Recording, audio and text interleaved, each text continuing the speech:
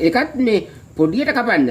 මොකද එකට එකක් එක්කම වෙන්න ඕන. අරක ලොකු කෑල්ල හැපුණොත් දත් එහෙන කරදරයක් නේ. හින්දා චූටියට මෙන්න මෙහෙම.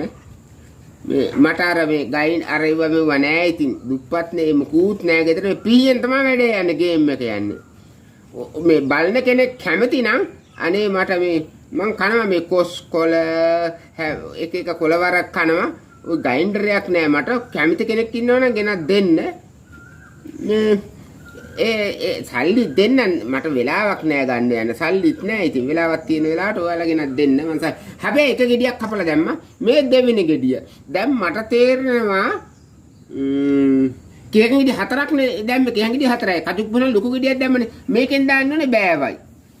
මොකද දෙකක් දැම්මොත් ස්පීඩ් එක එන ප්‍රශ්නයක් නෑ. බෑවක් අපි විසිකරමු. විසිකරන්නේ නෑ මං කනවා. තව විනාඩි 10 ඔන්න බෑවක් දානවා. බෑවක් කරන් තිබ්බ බෑවක් දාමු. ඒකට ගැළපෙන විදියට. මේ බත් කන්න හදන කෑමක් මේකම. සද්ද වැඩි.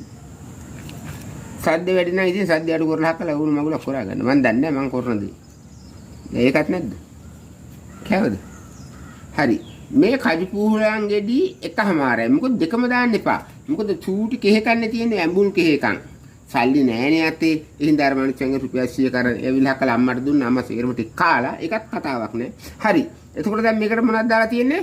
කජු පුහුලන් සමග කෙහෙක ගෙඩි හතරක්. ඔන්න ඉතුරු කෑම. දැන් මං ගන්නවා අපි ගහලා පිටියක් කපමු. මේක මේ බත් කාලා මේක බත් කාලා කන දෙයක් නෙමෙයි. බත් එක්ක කන කෑමක්. බත්